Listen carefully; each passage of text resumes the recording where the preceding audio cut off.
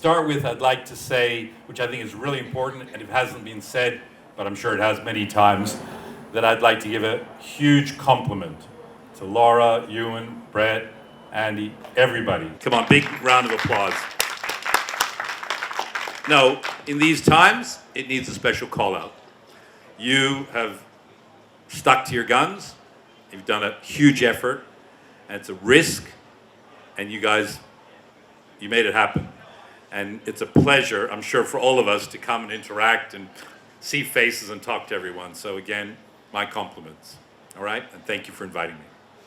So, as you can see, I'm going to talk about these topics here. And I'm going to move at a pretty fast pace because there's a lot of information. I could talk about any one of these things days. What do we know? What do we need to know? This is, in my opinion, an excellent video to explain blockchain. So, let's have a watch.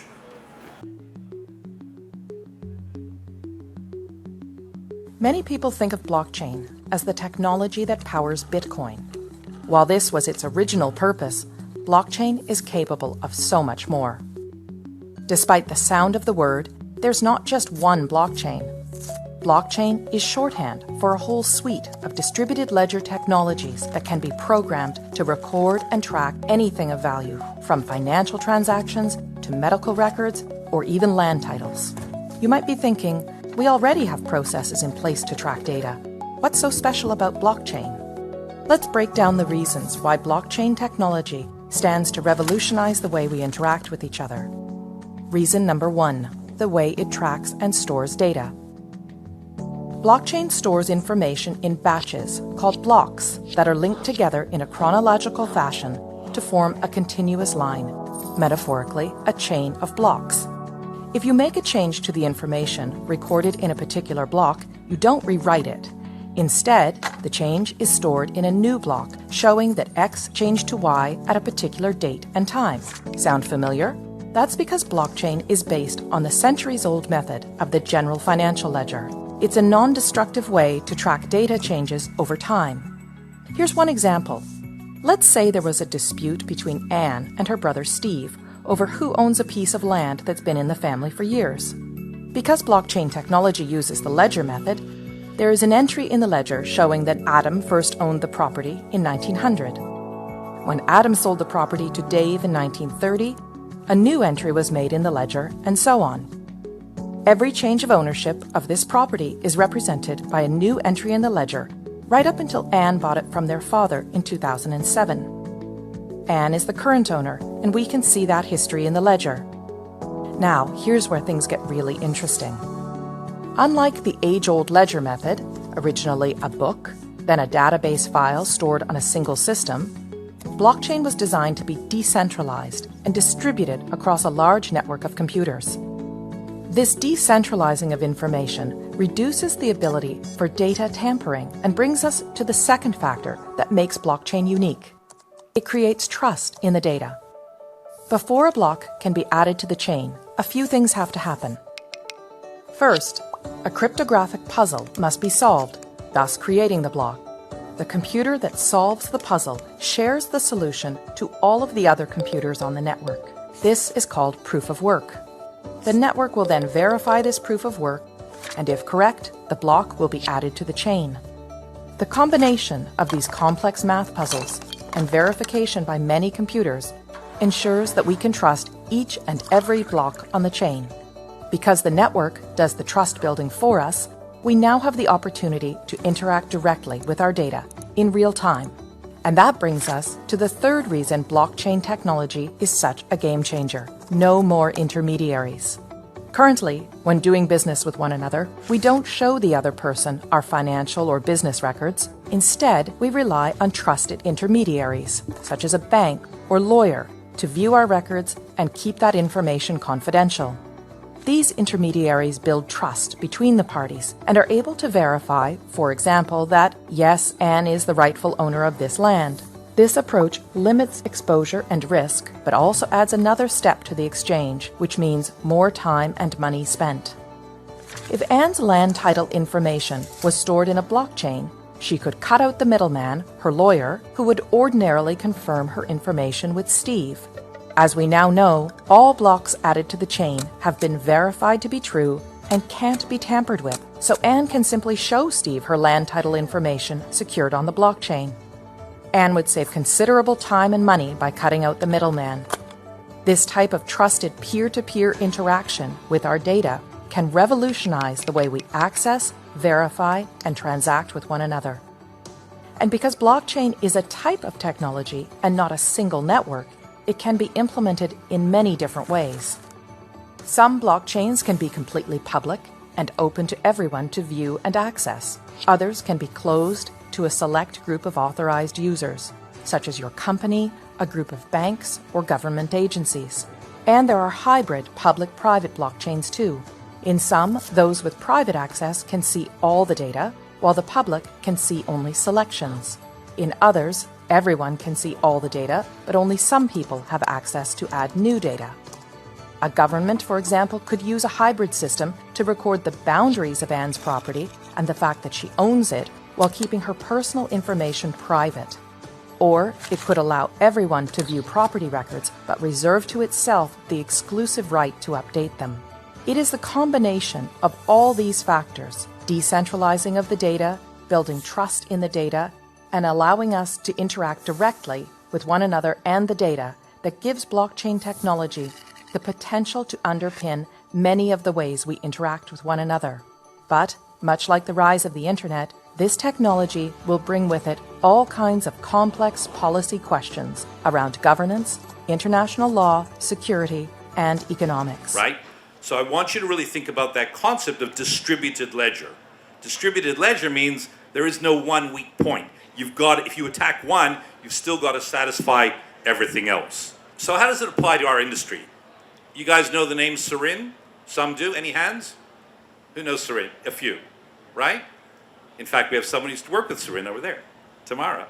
Okay? So Sarin is a company, it's actually based in Israel, that they developed the technology to be able to look inside a rough piece of diamond, slice and dice it, and tell you how to get the maximum yield.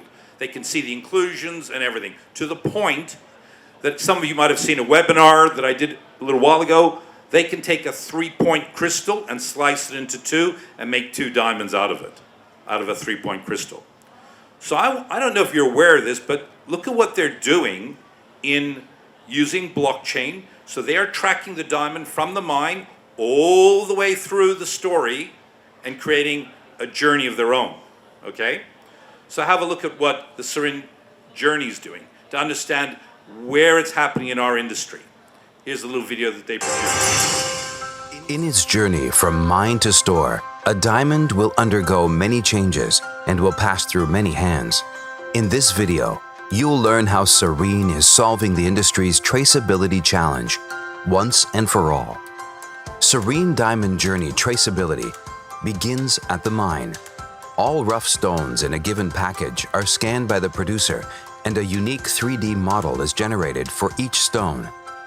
The producer completes the registration by adding important data, then uploads everything to the Sarin secure cloud-based system. Sarin Diamond Journey traceability continues at the factory. Each stone in the package is scanned by the manufacturer, who inputs the package ID and producer name into the system. A unique verification algorithm matches the rough stones in the package to what was registered by the producer. If the match is positive, the stone is registered with its new owner. Sarin Diamond Journey traceability ensures validation throughout all stages of the diamond manufacturing process. Every time a stone is processed through a stage, the system validates its current status to assure it is the same stone, then registers the new stage automatically.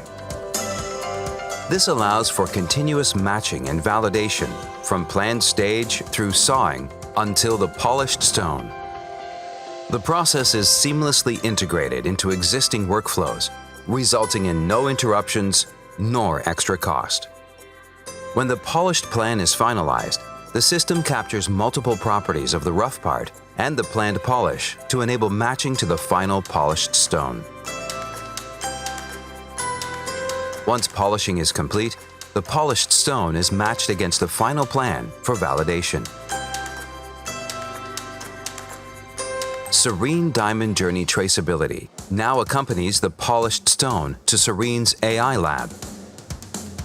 The polish validation stage verifies the stone by matching its different properties, such as inclusions, polish proportions, and additional unique features, to the properties registered during the final plan stage. This will verify the polished stone is derived from a specific rough. After moving through mine, manufacturer, and lab, Serene Diamond Journey Traceability is completed with the generation of a customizable digital or printed report supporting the retailer's brand and providing consumers with a record of their diamond's journey, from its birth as a rough stone to the beautiful polished diamond. Serene's True Match is a solution that connects between the physical diamond and its digital report. So this is where it's going. That because the concept of traceability is becoming so important. And I know that when I talk to retailers, I say to them, do you ever have someone ask you where the diamond's from or that? No, that's not, nobody asks us. Mark my words, there's been enough research worldwide, especially in the luxury brand, it's coming. More and more people want to know, where is it from? Let's not forget the blood diamond story. It is the traceability of knowing the mine and all the steps through it that is telling you, you being ultimately the consumer, where the stone came from, where it's been, and that it is a clean stone. But this story is all within the blockchain. Some of you may or may not have seen the new GA reports. Have you seen the origin reports? Okay, what does it show you here? Country of origin, Botswana. Now there's an upside and a downside to that, okay? Why? Because some of the best diamonds in the world are coming from Alarosa, which are in Russia. So I have clients of mine who are talking to me, colleagues, should I say, of mine, who are in America. They're saying, we have a problem. We don't know if our client wants to buy a diamond from Russia because of the geopolitical situations today in the world. It's pretty crazy. But some of these things are happening. So there are things, because every stone from the GIA in the last few years that is over 1 carat is on a blockchain today. Who's heard of a company called iTraceIt? Why? Most of you haven't heard about it because it's absolute cutting edge. This company here actually designed a blockchain within the diamond industry by diamantaires, and they've solved a problem that almost couldn't be solved. And that was this. The rough diamonds are coming in from parcels, big packages of crystals that look, little octahedrons. And when the rough producers get these parcels, they often will not just use that parcel and then send it to be cut. They will mix and match parcels. So they found a way to mix and match parcels and still trace it by using a weighing method that if you mix 2 parcels, each parcel has to be accurate to 3 decimal places, which you couldn't fudge, okay? And there's a bunch of other stuff. That's a company that's worth looking out for with what they're doing. Everledger. Everledger is the company, it's an Australian company, based in London today. The CEO is an incredibly brilliant woman by the name of Leanne Kemp, who's a close friend of mine. This company hasn't just worked with the GA to do the blockchain for their reports, they worked with wine companies. So let me tell you a cool thing they're doing with wine companies using blockchain and RFID chips. What's an RFID chip? You know when you walk into a door and you swipe it and opens the door? Inside there is a tiny chip. The problem that they were having in the wine industry is that, particularly in China, they would sell a bottle of Grange Penfold for thousands of dollars. It would be drunk, go out the back, take the bottle, fill it up with something else, seal the bottle, sell it again, right? So what do? They put an RFID chip in the screw cap. They put a QR code on the bottle. The bottle's scanned when it's drunk. The moment you turn that screw cap, you activate the RFID chip, and that bottle is now used of wine, and so it can't be replicated. Very cool. Now let me show you what Everledger's done, working with some major producers to create a journey for a diamond but not just a diamond. Check this out. Welcome to the Diamond Provenance Platform. This platform was designed to capture important information about the provenance of your diamond or jewellery piece. Each piece stored in your jewellery box gathers the history of its journey. By selecting an element of your diamond or jewellery piece, you can explore its journey. Discover the diamond time-lapse of your diamond. This is the lifetime journey of the transformation of your diamond from its origin to a finished, polished diamond, ready to be set into jewellery. The platform stores information including shape, clarity, colour, and the carat. The platform acquires data throughout the process of your diamond's journey, including its origin, from rough diamond, planning the diamond shape, the laser cutting, the polishing, the diamond's measurement, and documents. Discover the jewellery journey. This is the story of the setting, including a complete history of the materials used to create the finished piece, where the piece was created, the custom design, CAD design and modelling, making the wax model, the cast and casting of the piece, and all the fabrication carried out in the workshop. Complete details of the creation of the jewellery piece are recorded on the platform.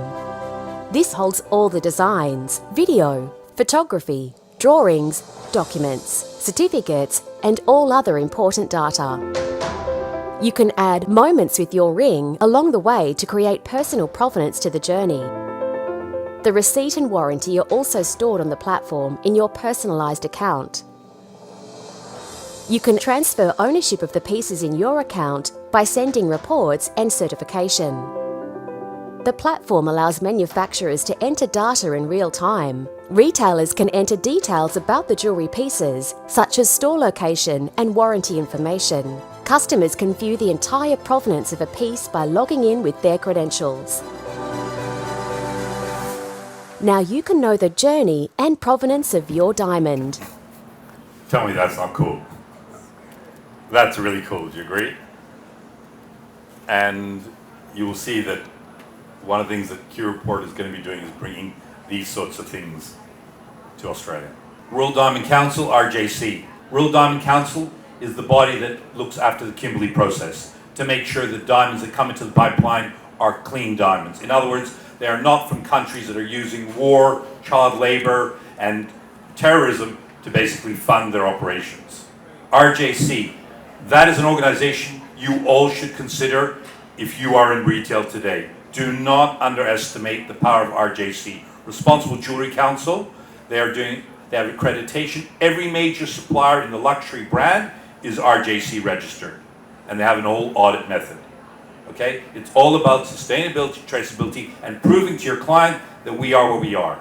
Okay, so let me ask you a question. Can I ask your name? Steve. Steve, simple question. Would you take cryptocurrency? Do you take cryptocurrency? Not yet. Does anyone take cryptocurrency? You do. Have you had a sale with crypto? Not yet. Okay. Why wouldn't you take cryptocurrency? Scared. Of what? Trust. It's new, correct? Okay. There was a video that I was going to show here, but I decided not to, just because for time reasons, where there's a company in Australia called Ozmerchant, okay? And they provide digital wallets that you can store, cryptocurrency in, and they help you with from a transactional basis. The reason why I'm going to recommend every single one of you consider being able to take cryptocurrency is because there is a whole new wealth sector that's been created because of cryptography and cryptocurrency. I have seen young guys and girls at the age of around 23 years old showing me their wallets that they have $2-3 million US in their wallets. Now they don't even understand the tax implications of when they cash this in, but that's not the issue, and that's not your problem, right? That's for them, everyone to know their own tax implications. But they are prepared to buy jewelry, watches, diamonds, whatever. And with the way the system will work, you will be able to take the crypto from them, the transaction will be done instantaneously, convert into Aussie dollars, agreed contract, you will know exactly what you get. You will also find out that it will cost you about 2 to 3%. That's about the fees. That's what you should work on.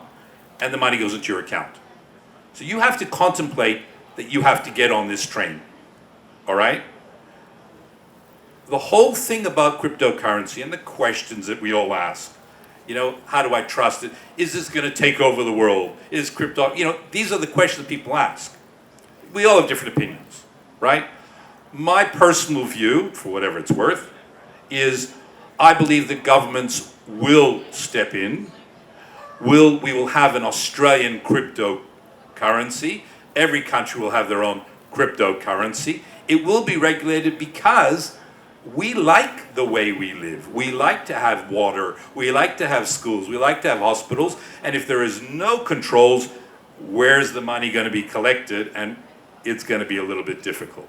Now, obviously, there's so much that I don't know, but that's my initial look on things. In 1932, Australia stopped the gold standard. In other words, all money that was being printed, you had to have the same amount of gold in the bank. And we moved to money, which is called fiat money, real money, because we trusted that the government would guarantee it, i.e. legal tender. Right? When you open your phones and you see your money in your account, where's the money, guys? You trust those numbers, right? This is another form of trust. The question is, why should you trust it?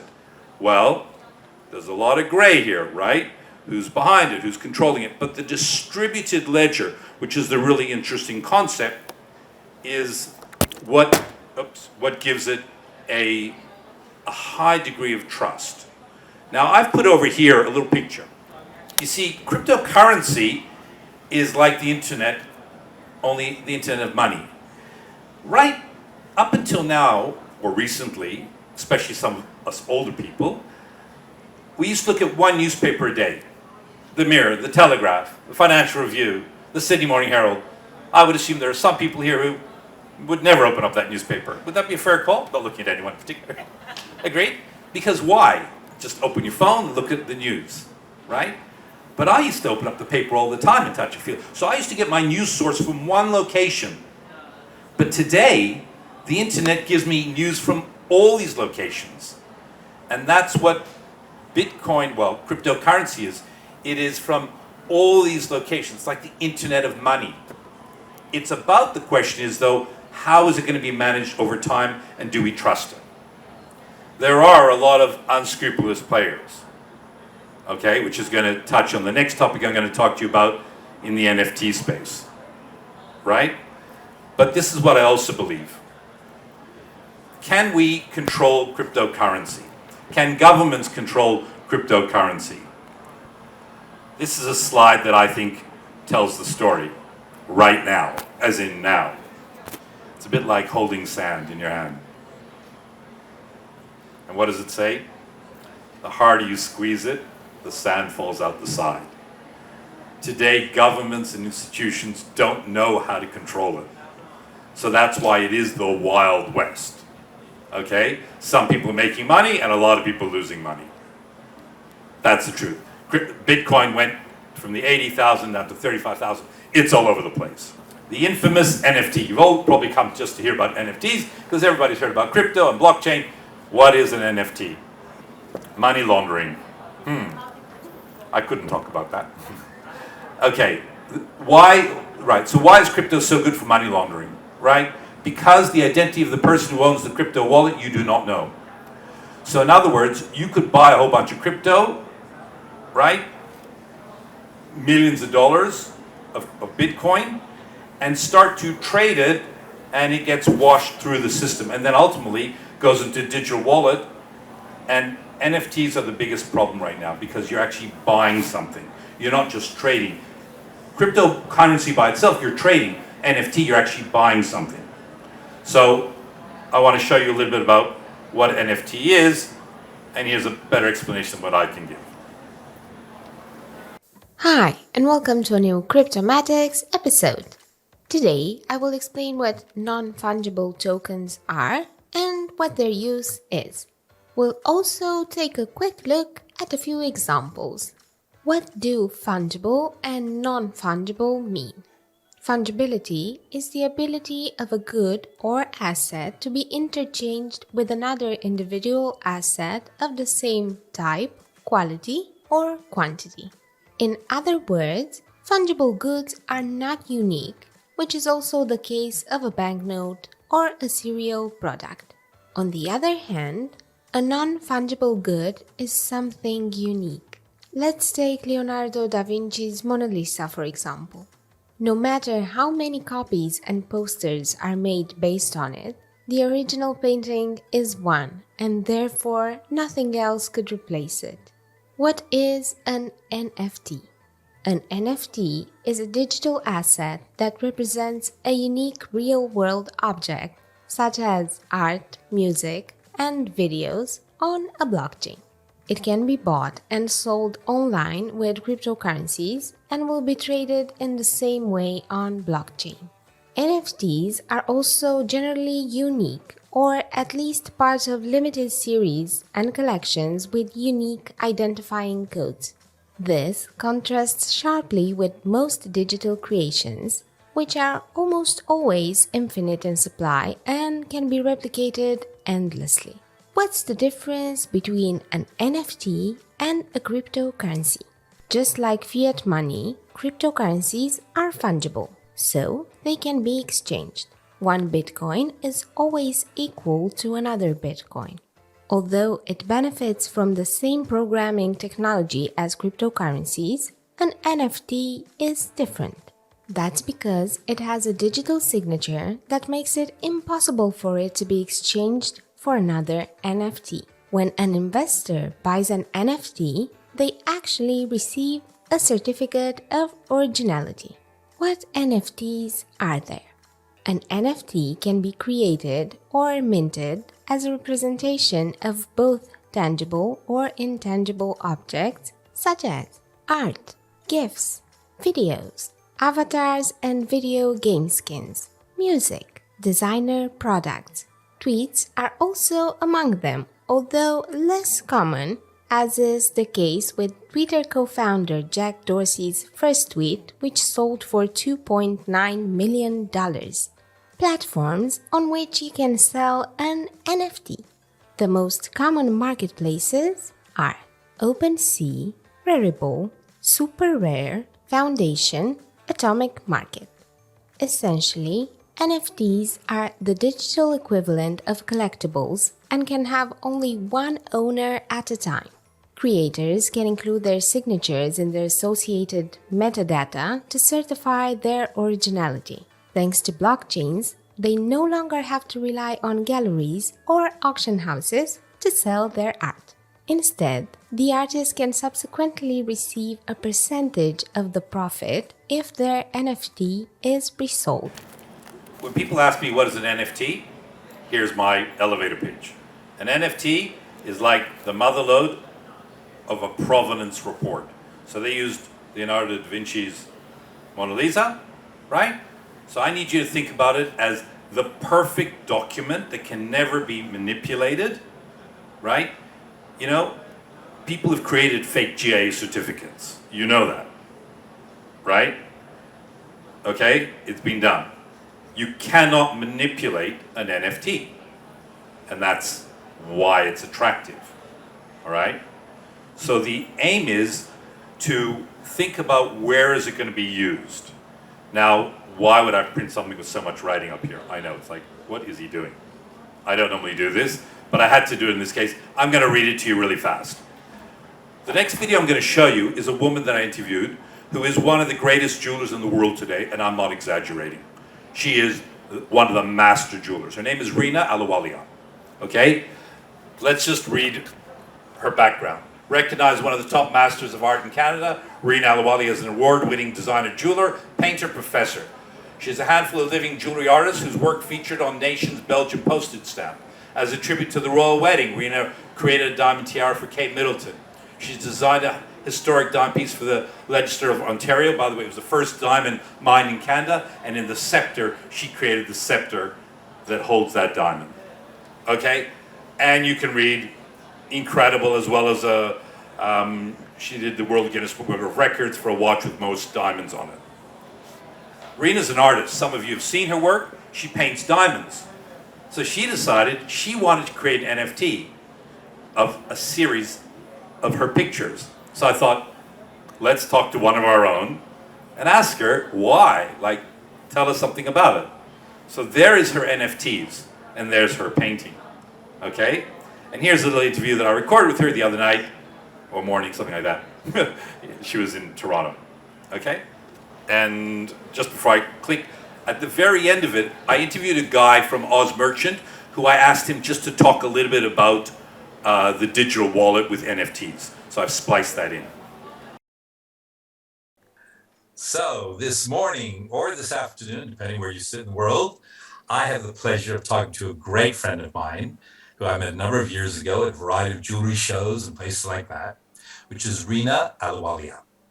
And Rina Ahluwalia is sitting right now in Toronto, Canada, which is very, very cold. What was the temperature? 25 degrees below?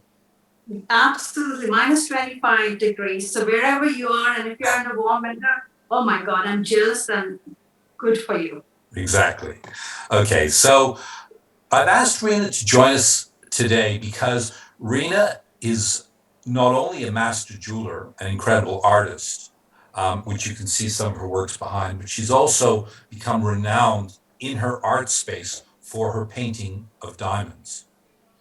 And what I love about Rina is that she's creative and she reaches for the new. And that's why she's part of this presentation, which is that Rina actually created an NFT.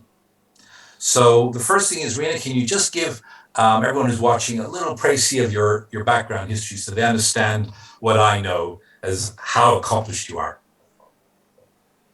Well, thank you so much, Rami, for having me first. And to all of you, hello. I'm Rina Ahluwalia, as Rami said, a bit of a tongue twister for my last name. You can call me Rina. I'm a jewelry designer. I'm a professor of jewelry. I create diamond artwork like paintings that you see here. But what I'm really known for is my work with historic diamonds. So, for example, I had this amazing, incredible honor to design, uh, you know, historic Canadian diamonds, the first diamonds that were mined in Canada in Victor Mine in Ontario. The legislature of Ontario requested me and invited me to design a historic setting for our mace, which is a ceremonial regalia. The other thing is that I'm very lucky and fortunate that after years and years working, creating these beautiful jewelry and art and teaching as a professor, I got this amazing opportunity and honor to be on the Belgian postage stamp. And so maybe I'll also put in that I've got a Guinness World Record for most set on a watch ever. So those are some of the things that I've done. Simple question, Rina. What brought you to make an NFT? Why? What an amazing, incredibly relevant time, pivotal time, digital time we all are living in. So this all started not now, but I would have to say in my journey, I would have to go back a little because I've been always interested in technology and art and the merger of the two. For example, it was 2014 when I had created a jewelry collection where I used a QR code technology. And what I did was that in a diamond piece, I would have the QR code at the back and take your cell phone, and then you can embed a memory with your diamond. And I was really ahead of time, I have to Wow. say. So you could put a voice message. So for example, I sold a couple of jewelry pieces, but I was, as I said, ahead of time, so it did not pick up a brilliant multi-million-dollar idea. So like the message you could put, and somebody had put that, somebody who was like a soldier in Afghanistan had recorded a video message, and it said that, whenever I look at the night sky and the stars, I think of you, darling. So even if I'm not there, I'm there with you. And I thought that was pretty powerful. And so you could just take your diamond jewelry, flip it, with a QR code, you would just go inside that memory. So I was doing some of those things and I was developing the whole system behind it. In some curious ways, I am good with technology. I'm interested, I guess. That's the reason why.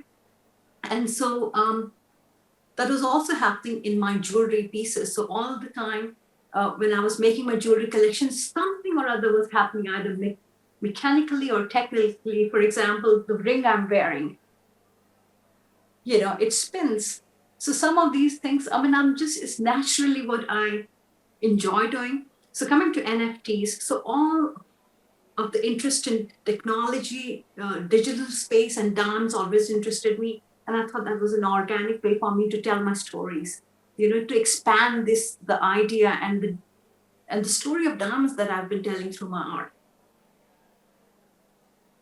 Okay, so you decide to create an NFT. What was the NFT that you created? So I have, so after, kind of studying the NFT space for a year, I thought, what is that I want to say? What is that I want to talk about? And one of the reasons why I design my jewelry or paint the diamonds is for a simple reason, because I feel that we all are like diamonds. We are strong, we are resilient, we have, we're full of potential, and we come in all colors. And I think those are the kind of, that's very close to me. That is my identity. That is personally what really connects to me. And I really think of diamonds as that, as carriers of those stories. So when I was making my NFTs, I wanted my painted diamonds to now come alive. For example, right now you're seeing a painting behind me. That's amazing. It's brilliant. It's you can see the light and reflections and all of that. But I wanted my digital NFT to have motion, have the sparkle, and to tell that story through my narrative. So if I wanted to create an NFT today, do I go to a company? Do I do it myself? Is it complicated or not too difficult? Well, if you have assets that are your own original assets, it should not be difficult to create an NFT, because what you want are digital assets. So for example, if you have a photograph of a jewelry, the piece that you design, and it is originally your own work, you can very much make that as a digital asset, as an NFT. So you can mint it, so it's not difficult to do that. But what would be interesting for me to say is that if there's just a photograph and you put it on a blockchain, yes, it is an NFT, but why do I care? So what is original about it? What is interesting about it? What is interesting in your story as a creator? And what is that you are bringing for me to invest in you? What is your history? What is your provenance? So some of those are, I think, bigger and important questions to answer as anybody's going into the NFT space. That's really helpful, because I think the interesting part is just creating an NFT for the sake of creating an NFT is irrelevant. I mean, no, absolutely. I agree. Yeah.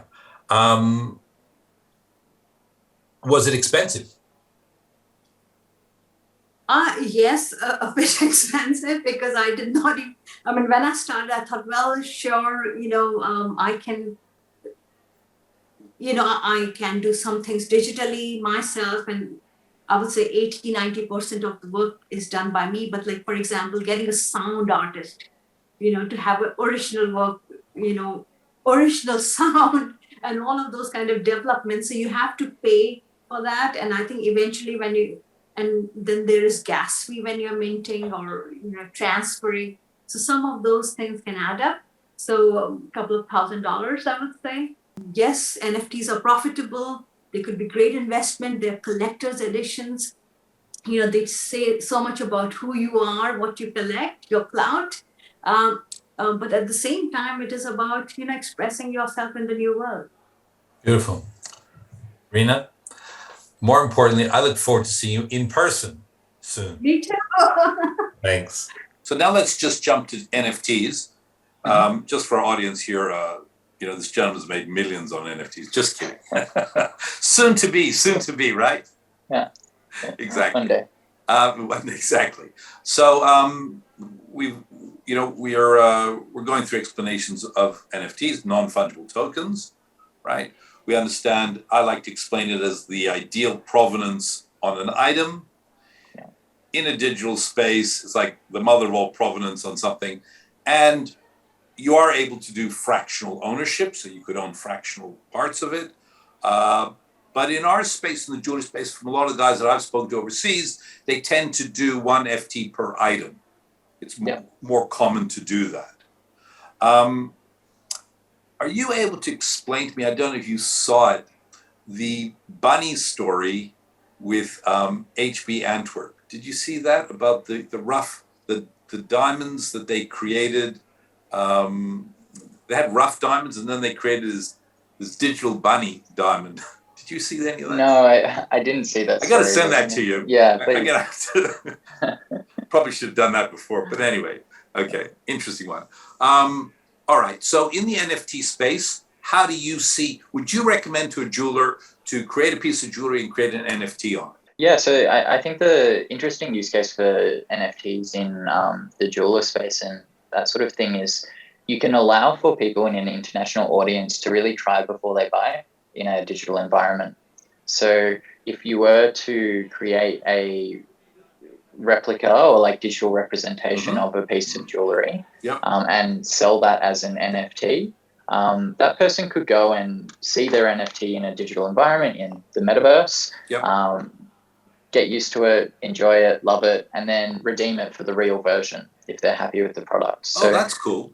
That's one use case which I think is going to be quite appealing. And I guess the other use case is, and the benefit for jewelers for attaching NFTs to their physical items is you benefit from the secondary market sales that you may not have in the traditional world, where if you as the jeweler are the one to create that piece of jewelry, you could set a royalty for, say, anywhere between 1 to 10 to 20%. I'm going to stop it there because I want to bring this relevant to you guys all now. Let me ask you a question. How many times have you drawn a ring for somebody or a picture for someone, a sketch, and never seen the customer again? Hands up. Ever happened? Oh, yes, a few times, right? That's your intellectual property, right? So imagine if you were able to do the sketch, create an NFT out of it, right? Could be digital, could be CAD, I don't care. Now, when you think of NFT, because people think of big dollars, what if it was only a few dollars? What if you sent that to the client, that NFT, that digital image that you created, and charged them a few dollars? They could look at the image that you're giving away for free now, or they're taking that piece of paper and going away, or you emailed it to them, whatever, and you could have an NFT that you could charge for that NFT. It might be, I don't care if it's $1, $2, $10, $100, whatever. And if they decided they wanted to buy the ring, right, redeem the NFT, take that amount of money off the ring. So now you're actually getting paid for your intellectual property, which you didn't previously. True? This is the way that we can start to think of these things. And I'm going to wrap it up with just a few things here. You guys all know these names, right? This is Richemont Group, one of the biggest companies in the world that own all these luxury brands, and LVMH, Louis Vuitton, right? Which owns Louis Vuitton. LVMH own now Tiffany's. Okay? So they got together and they decided to create their own blockchain for the luxury market. And they created an entity called Aura, a closed blockchain, because they want to track all their goods. So look what they're doing here. Not only have they got QR codes on their clothing and their bags and all that, they're slipping in tiny micro RFID chips into the bags and the clothing and all that. You can wash it, it survives it. All right? Do you know why they're doing that? Because they want to get involved in the secondary market. That Birkin handbag that gets sold on, they want to be part of all that. Now, when you attach an NFT to these things, you can track it. It has originality, so you guarantee it's real, and you can start to track that item, and they can earn on those items even into the future. Crazy, huh? But this is the power of the NFT. A provenance report. Asprey's, 3 royal warrants. Look at what they said about antique jewelry. John Regas. Heirloom collectibles are a perfect match for NFT to bolster the authenticity of the products, documenting their ownership, history, and guaranteeing their authenticity. NFTs are perfect for us because they capture everything about the product forever, where the information is part of a blockchain. Makes sense. I want to finish on this one. I was married in 1990, so you get an idea of how old I am approximately. What you're looking at there is an article that was written in Newsweek, and that was printed in 1995. I'm sure you can all read it. So this guy didn't believe in the internet. In fact, he wrote, "We're promised instant catalog shopping, just point and click for great deals." He wrote, "We'll order airline tickets over the network." Yes. "Make restaurant reservations and negotiate sales contracts." "Stores will become obsolete. So how come my local mall does more business in the afternoon than the entire internet handles in a month?" This was 1995. Even if they were trustworthy ways to send money over the internet, which there isn't, the network is missing the most essential ingredient of capitalism: salespeople. And that was only in 1995. It wasn't that long ago for some of us. So this is what I'm going to recommend to everybody. You never can stop educating yourself. Don't be left behind. I suggest you start slowly. And most importantly, keep asking questions. And don't be shy to ask questions. We don't know it all. I ask all the time. I reach out all over the world. And I'm happy anyone can reach out to me if you want to. Thank you for your time, and I'm happy to answer any questions. Bitcoins. Yep. If I sold a ring for $10,000 and the client paid me Bitcoin, $10,000 sits in my bank or my wallet. Digital wallet? The price of Bitcoin can drop, and then all of a sudden, maybe I only got 9,000 in my account. 2,000 maybe. Okay. Correct. Yeah. However, is you have a digital wallet, the guy says, it was 10,000 you said? Right. I'm buying a ring for $10,000. You say, no problem. What day are you picking it up? Picking it up on Friday. Fine. You will contact your digital wallet. You will say, digital wallet, right. I'm doing a transaction for $10,000, right? What is the cost of crypto? What are my costs? I'll wear the 3%, okay? But I'm prepared to do the deal. The moment that crypto hits my account, I want it converted immediately into Aussie dollars. It's about 10 minutes, okay? Faster than almost, other than OSCO payments, faster than anything else. So you can have transaction, change, bang. The 10 grand goes straight into your Aussie dollars. Cool? All right, thanks everybody, thanks for listening.